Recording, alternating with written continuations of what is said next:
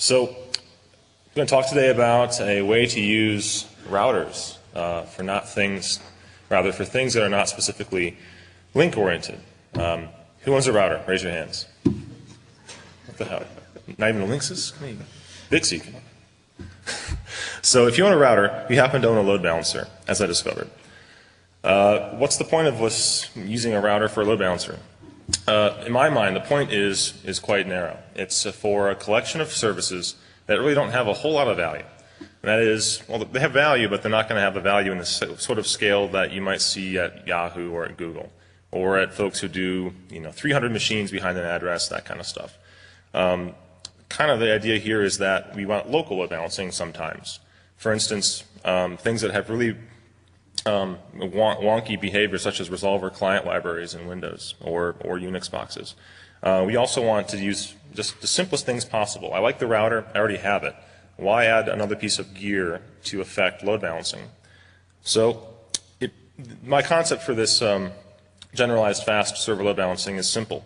Utilize existing structures or features within hardware, like ECMP in this case, to affect the same types of connection load balancing behaviors as you see in more stateful, more aware, more costly devices. The other important point to mention is that if we do this in a router, we benefit by all the work gone into the forwarding path. I can't think of a single 10 gig layer 3 box that's not 10 gigs at layer 3. If it can do that, why not use it for distributing traffic to machines? Links are good, but we can do this with machines too, I discovered. So what are the ingredients for this? Generalized fast server load balancing needs a couple things to work really well. On iOS is where I basically implemented all of these things, or this process, and it needs three things.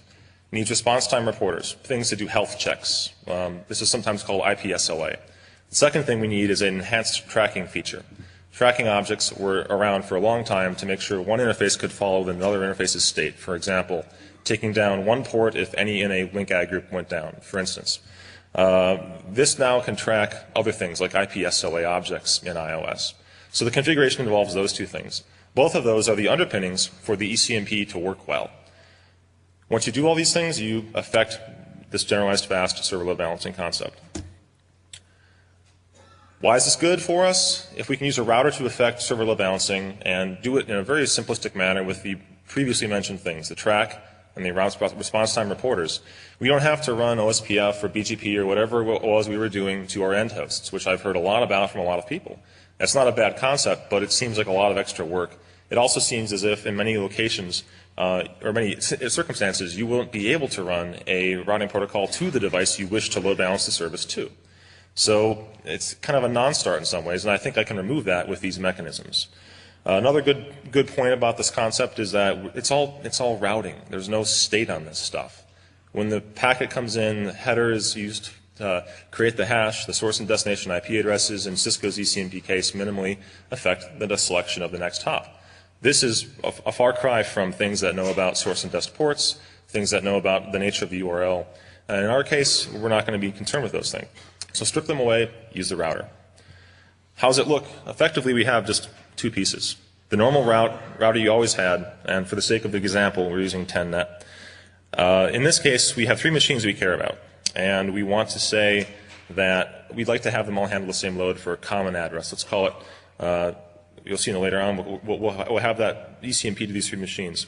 In this case, what we're doing is called direct server return, where each machine's target service address is living on a loopback, not on the Ethernet interface in that /29 in that access VLAN.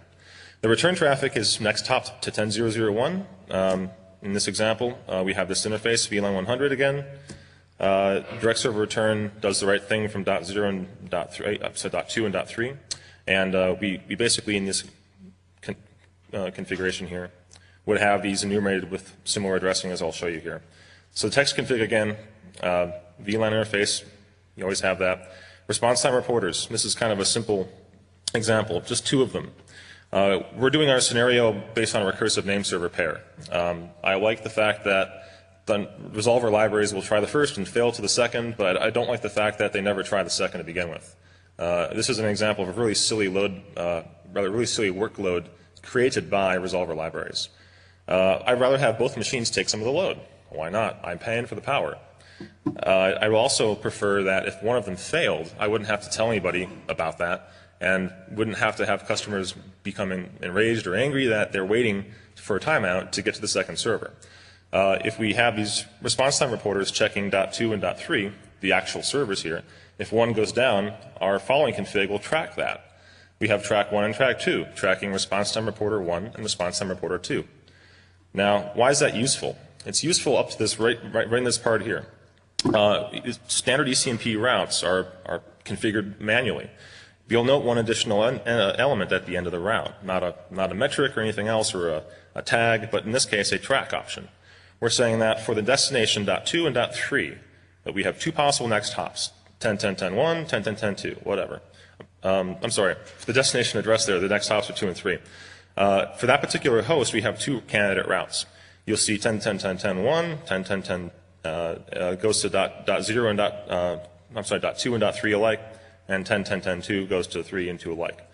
With track 1 failing, those routes would be expired. We'd have all the load to the remaining machine. The same is true for track 2. How does it look under the hood? If you do a show IPsef internal for that particular next hop, for any of them, you'll see the 16 hash buckets alternately have themselves pointed to .2 and .3. In the case of the even numbers of routes, this works just fine. A problem that Cisco's always had, or seems to have had for a long time, was uneven distribution of which hash bucket points to what next hop. In current code, my observations are that you actually do see Ceph resize things or recarve things into odd numbers of buckets. In this case, with 3 valid next hops, 2, 3, and 4, it truncates the 15th bucket. Kind of cool, finally. So some examples of doing this. Here's a quick test we did. 2 name servers up, pointing queries towards NS1, pseudo-random sources, just a stupid little script running through, and we see about 10% equivalence of the load balance. So, yeah, it works. Who'd have thought? Some caveats, obviously. Today, ECMP and Cisco 16 paths maximally. This can be resolved by having 2 switches. We've done some chaining, if you will, where one switch has 2 next hops living in a second switch. Each of those machines, each of those next hops then, for machine A and machine B, if you will, can have multiple more parallel ECMP routes. So if you were to go totally hog wild, I would presume you could do 16th to the 16th possible machines behind this concept with 2 switches. I wouldn't maybe recommend it. Maybe a server iron's good then, but it certainly is something you might already have in the rack, so why not? Connection tracking doesn't really exist.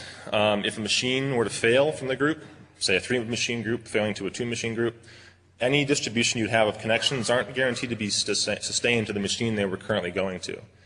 Because the hash buckets are going to be recarved completely, a session that was coming in towards NS1 or a TCP connection to www1 may now land on 2 if the third fails. That's an issue, but be aware of it.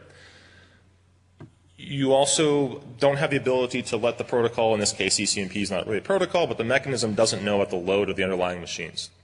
For an application like recursive name server purposes, irrelevant. For something a bit more complicated, web interface or some ERP stuff where a query could take 10 seconds or a minute, might be a bigger problem for you. Don't do this. Do something a bit more elegant. We also don't get any support in these kinds of products for direct, easy ways to translate, say, a public IP on a virtual interface to an arbitrary number of 10-something machines behind it. If you wanted to use NAT features, I guess 720, 3BXL, whatever, can do this translation. You're going to have flow overhead for connection setup and teardown. Just deal with that. Interestingly, in this research, we discovered that on SX and SR and newer versions of 12.4T, there is an option to include in Cisco ECMP calculations layer 4 headers, layer 4 portions of the header. And it seems to be an even more even distribution when using that. So in summary, a couple things to keep in mind. Just configure it.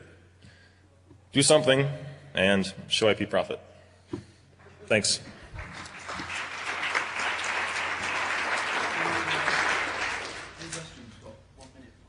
One minute.